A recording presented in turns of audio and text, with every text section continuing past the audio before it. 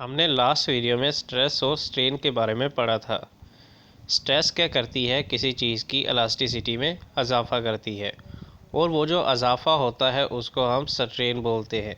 आज की वीडियो में हम हुक्स लॉ के बारे में पढ़ेंगे जो कि स्ट्रेस और स्ट्रेन के बारे में है किसी जिस्म की इलास्टिसिटी के दौरान।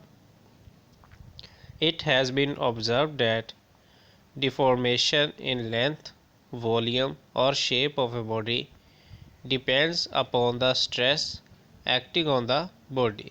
कहता है कि किसी भी जिस्म की लेंथ में, वॉल्यूम में या शेप में अगर चेंजिंग आ रही है, यानी कि उसकी शक्ल चेंज हो रही है, उस चीज़ की लेंथ चेंज हो रही है, तो उसके पीछे कौन है? स्ट्रेस, यानी कि जो उस पर स्ट्रेस अमल कर रही है।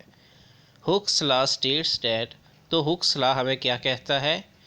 The strain produced in a body, के जब लेंथ में इजाफा हो जाता है किसी भी जिस्म के बाय द स्ट्रेस, स्ट्रेस की वजह से अप्लाइड टू इट, जो इस पर अमल कर रही है, is directly proportional to the stress. कहता है कि वो जो स्ट्रेन है जिसम में पैदा हुई वो डायरेक्टली प्रोपोर्शनल किसके है? स्ट्रेस के।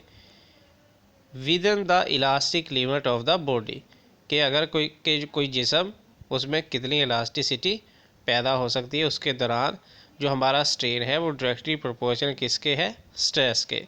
इसलिए यहाँ पे वो कहता है stress directly proportional to strain.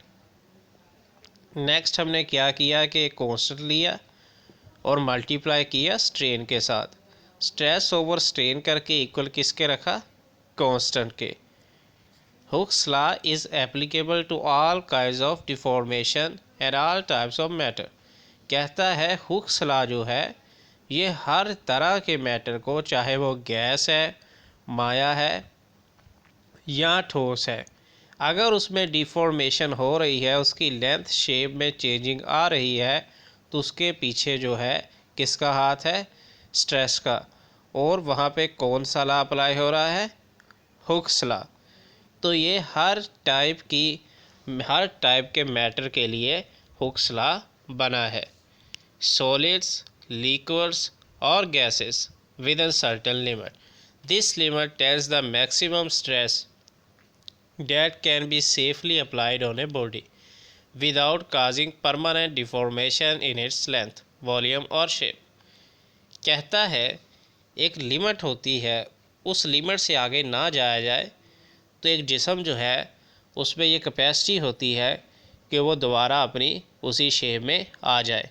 अगर आप उस लिमिट से दूर जाएंगे तो उसकी शेप परमानेंटली वो हो सकती है। In other words, it is a limit within which a body recovers its original length, volume और shape after the deforming force is removed.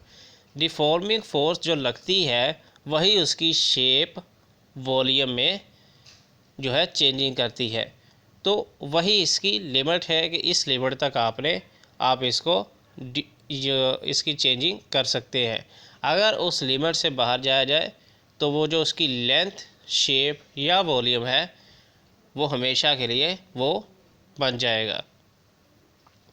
When a stress crosses this limit called the elastic limit, a body is permanently deformed and is unable to restore the original state after the stress is removed।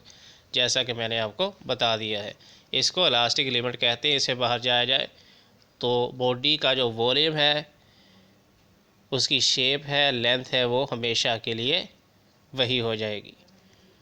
तो deforming force क्या करती है? जिस्म को changing कर देती है। Changing करना स्ट्रेस है और जो चेंजिंग हो गई है उसको स्ट्रेन कहते हैं। हुक्स लॉ के बीच में जो आता है और यहीं पे इलास्टिक लिमिट होगी, आगे जाया जाए तो परमानेंटली शेप चेंज हो जाएगी।